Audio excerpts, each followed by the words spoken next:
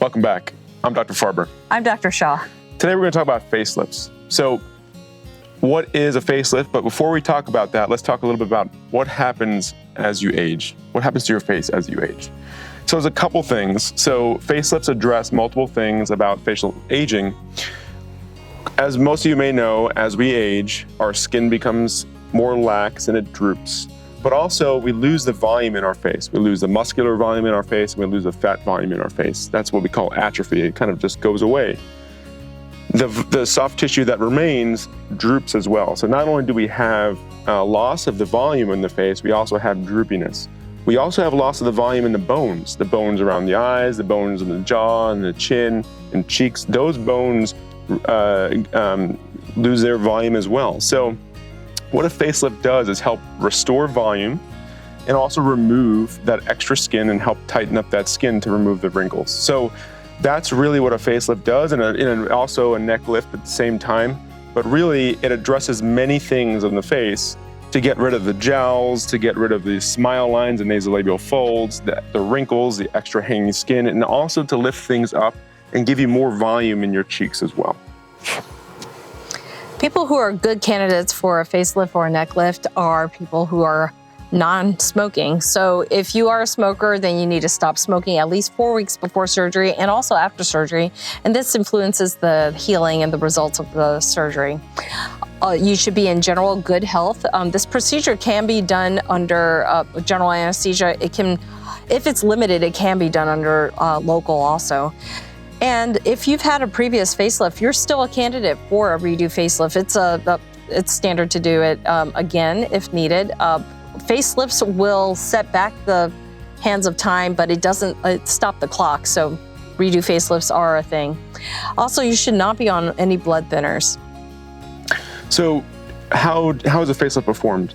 So typically the incision is made starting on both sides here. It's made in your sideburn area, hidden in the sideburn, starts in front of your ear, goes in the junction between your cheek and your ear, so it blends in there, goes around your earlobe, then hugs directly behind your ear, and a little bit back into the hairline.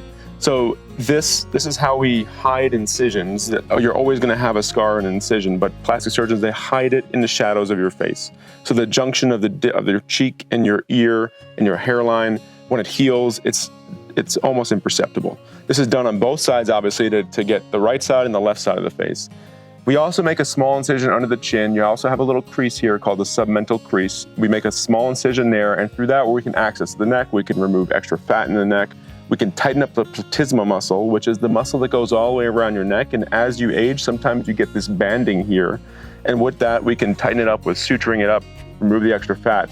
That helps thin and flatten and recontour the neck and redefine your jawline. Through the incisions by your ears, we're able to access the soft tissue under the skin. Now, there's something called the SMAS, S-M-A-S, and that many surgeons talk about different techniques. Now, there are surgeons that do the deep plane facelift, and there are surgeons that do this SMAS plication or the SMASectomy. Really, studies have shown over many, many decades that any one of these techniques, it gives the same results. Deep plane facelifts can be a little bit more dangerous because it's more dangerous because there's more risk of injury to the nerves of the facial muscles. So it may paralyze your smile or frown or anything like that. So that you have to be careful when surgeons talk about deep plane. Now, surgeons who do deep plane do a really good job, but the really long-term differences, there's no difference in the outcomes. All of them look the same. So what this involves is it's basically manipulation of the soft tissue under the skin, where we pull it back and we lift it up. So kind of a vertical restoration of the soft tissue under the skin. Remember how I talked about as you age, everything kind of droops down. So we kind of replace that back up into your cheeks to give you more volume up there. That helps give you more volume in the cheeks and helps reduce the jowling. And at the same time, it will give you that more youthful appearance, both in your cheeks, your jawline, and under your cheeks as well in the submalar region we're talking about.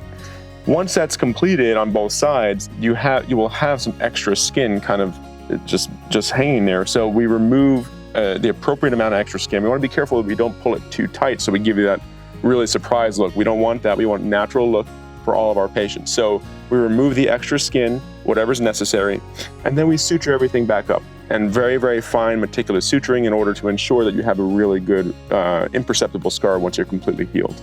And that's really it. And sometimes during the facelift and a neck lift, now let me mention, a facelift also includes a neck lift. We can't really do just this without doing this. It would look weird, so we kind of do it all at the same time. But after that's all done, depending on the patient, we may offer fat grafting. So we could take some fat from your belly or from your thigh, just a small amount of fat to add a little bit more natural volume to either your jawline, to your cheeks, under your eyes, depending on where you may need it. And every patient is different, of course. And this is different than fillers because fillers are not permanent, but your fat is. It's your own fat, and it fills in the volume of the face very nicely, and you don't have to come back for fillers. So that's the nice thing. And you will consult with either one of us, and we'll let you know whether or not adding volume with your facelift is a good idea.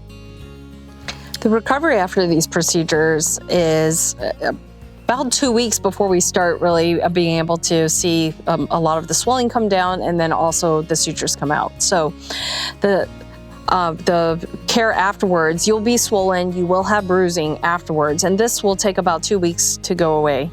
At 2 weeks, we take out the sutures, and then we also, you're released from your compression. The compression that's worn after the surgery, we call it a jaw bra, and it goes under the chin, goes down the neck, wraps around the neck, and also holds up over here. So it really covers all the incisions and also keeps some of the swelling under control and the bruising under control.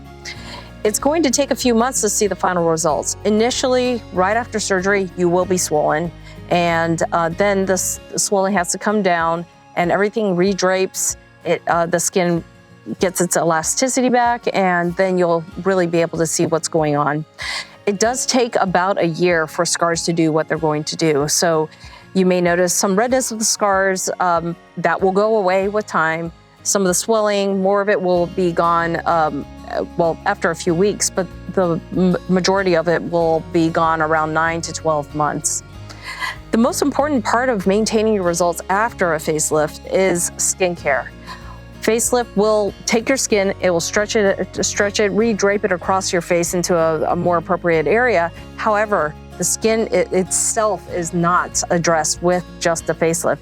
So using retinols and moisturizers and sunscreen and all things like that, that will really, really keep your skin looking its best.